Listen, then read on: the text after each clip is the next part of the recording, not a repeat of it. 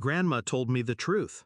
She leaned in close, voice low, as if betrayal needed a whisper. They said you were too sick to attend your brother's wedding. That's why you weren't invited. My stomach nodded. I wasn't sick. I wasn't even told there was a wedding. They had erased me from the guest list of my own blood. I sat there, silent. Rage coiled, cold and sharp, but my face didn't flinch. Later, when I confronted my father, he laughed. "Don't take it personally. It was easier this way." That's when I said it. Calm, measured, looking him dead in the eye. "Don't expect an invite to mine." He chuckled, like I was a child throwing a tantrum. He thought I'd never follow through. Months later, they were all shocked, because I'm married, and not one of them saw it coming. My family used to be my compass.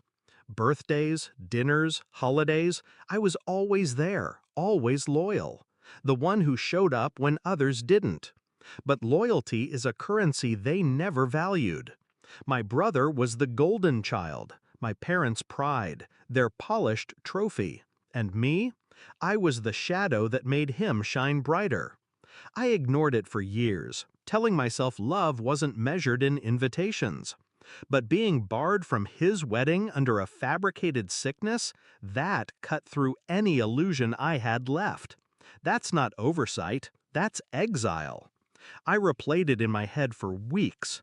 The laughter, the dismissal, my father's smirk when I said they wouldn't be at mine. They thought my words were empty, but I don't deal in empty promises. The shift in me wasn't loud. I didn't scream. I didn't beg for inclusion. I started planning. I watched them, noticed how they boasted to relatives about appearances, about family unity. Their reputation mattered more than the truth. That was the lever I needed, because nothing stings harder than being publicly excluded by the child you dismissed. So I built my life in silence. I focused on my career, quietly saved, quietly invested, moved out of the house they thought I couldn't afford to leave. And when love found me, unexpected, steady, real, I told no one. Not my mother, not my father, not my brother. It was mine, untouched by their poison. We planned everything in secret. Venue, rings, witnesses, no family politics, no fake smiles, just us. And the knowledge that one day, when the truth reached them, it would hit like a blade twisting. The day came. It was small, deliberate, candlelit. Friends who had become family standing in for the ones who betrayed me. When I said my vows, my voice didn't shake. Because this wasn't just about love, it was about reclaiming what they tried to steal. My place, my dignity, my worth. After the papers were signed, after the rings exchanged, I felt a calm I hadn't known in years. But the revenge wasn't finished. Not yet. 2 weeks later, I mailed the photos. A thick envelope for each of them. My parents, my brother, my aunts who went along with the lie. Inside, glossy pictures of me in my wedding dress. My husband's arm around me. Smiles, real ones, brighter than any they had ever given me.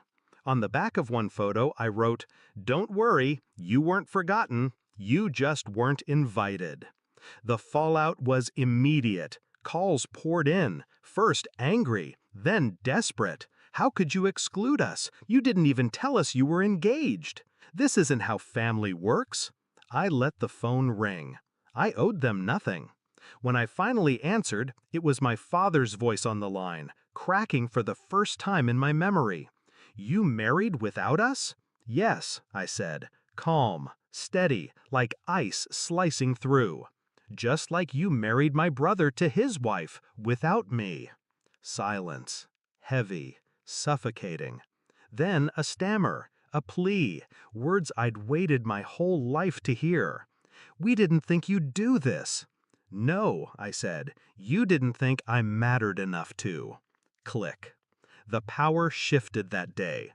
For once, I wasn't the forgotten one. I was the one who dictated the terms. They were left with nothing but the hollow echo of their own cruelty. And I walked away with everything. A partner who chose me, a life I chose for myself. No stage-managed family photos, no empty performances, just truth.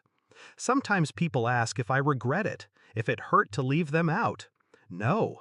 What hurts is realizing how easily they left me out first. What satisfies is knowing my silence was my sharpest weapon. They'll replay those wedding photos for years, seeing a life they weren't invited to, a happiness they'll never be part of.